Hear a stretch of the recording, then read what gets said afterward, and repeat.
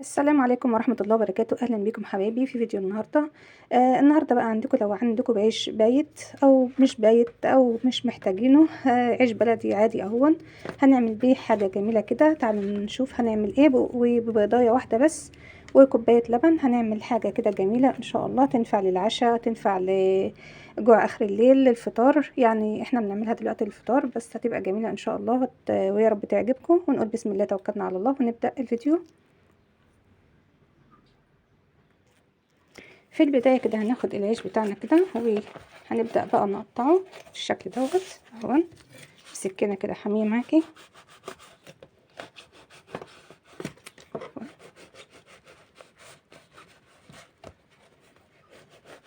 بالشكل ده عشان ما اطولش عليكم، هنقطع العيش كله بالشكل دوت اهو زي ما احنا شايفين اهو.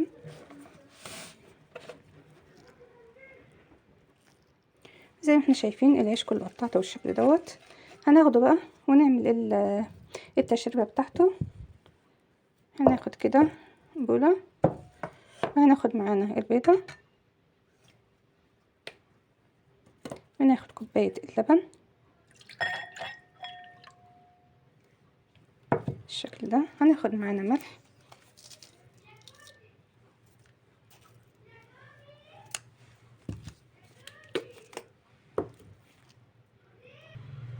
هناخد كمان رشة فلفل اسود كده علشان البيضة، هناخد كمان شوية من الكمون. البهارات ديت براحتك خالص، اللي انت عايزاه هتحطيه شوية كمون كده. وهنقلب كل دوت مع بعضه بسم الله.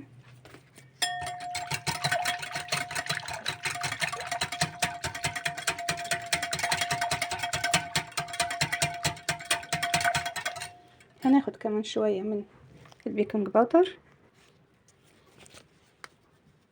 يعني حوالي كده معلقة صغيرة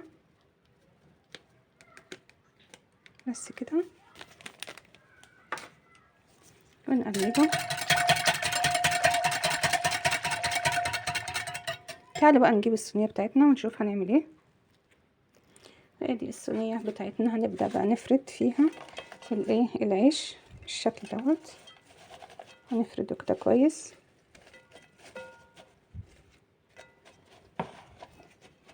ونضغط كده عليه بالشكل دوت.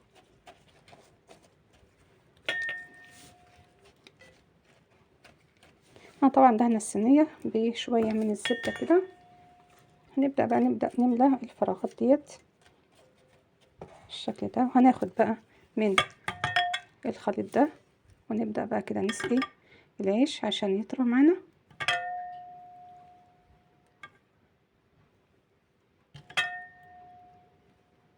طبعا هنسيب شوية للوش.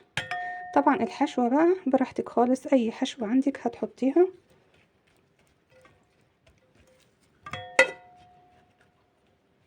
العيش بدأ يطرى اهون وهياخد كده، هنضغط عليه كده بالشكل دوت اهون. الحشوة بقى بتاعتك بقى اللي انت حباها هتحطيها. انا هنا معايا شوية كده واحدة طماطم مع شوية من اللانشون مع شوية من الفلفل الالوان اهي. نبدأ بقى كده نفردها كده في الصينية. وادي اللانشون بالشكل دوت اهي، جميلة جدا واقتصادية. طبعا الحشوة اللي انت حباها ممكن تعمليها بلحمة عصاج، او عندك بقايا فراخ ممكن تعصجيها كده وتحطيها. هي شوية بقى من الجبنة بالشكل دوت اهي.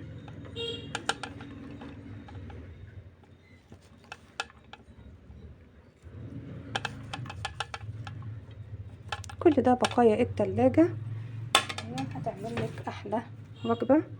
هنحط بقى باقي العيش اللي احنا مقطعينه. تعال بقى ننزل بباقي العيش اللي متقطع كده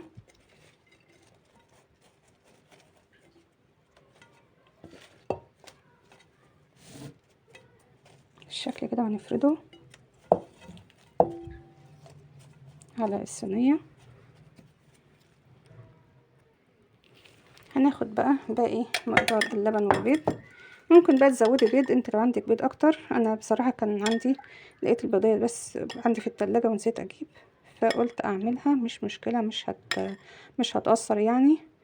فاحنا بقى هتزودي انت بيض لو عايزة، ما عندكيش خلاص نكتفي ببيضة واحدة اهي. هنسقي بقى كل العيش ده كله كده ونضغط عليه اهو،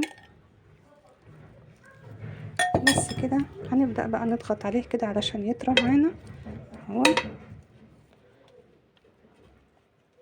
انا مستعجله لان الكهرباء هتطفى دلوقتي، بتطفى عندنا الساعه 1 بالظبط، فانا مستعجله كده اهي. تعالوا بقى ناخد شويه من الجبنه. عندك جبنه بقى موتزاريلا، عندك اي جبنه بقى، اي نوع جبنه، خدي بقى شويه كده من على الوش. وهنبدا بقى ندخلها الفرن، او لو حابه تحطيها على البوتاجاز من فوق مفيش اي مشكله.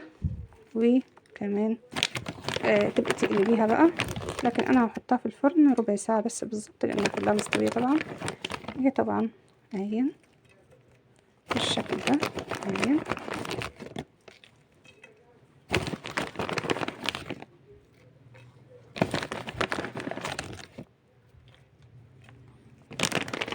عندي بقى شويه من الفلفل، شويه فلفل بقى هحطيهم كده على الوش كده اهو.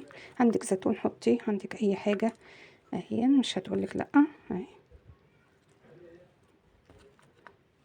شايفين الشكل؟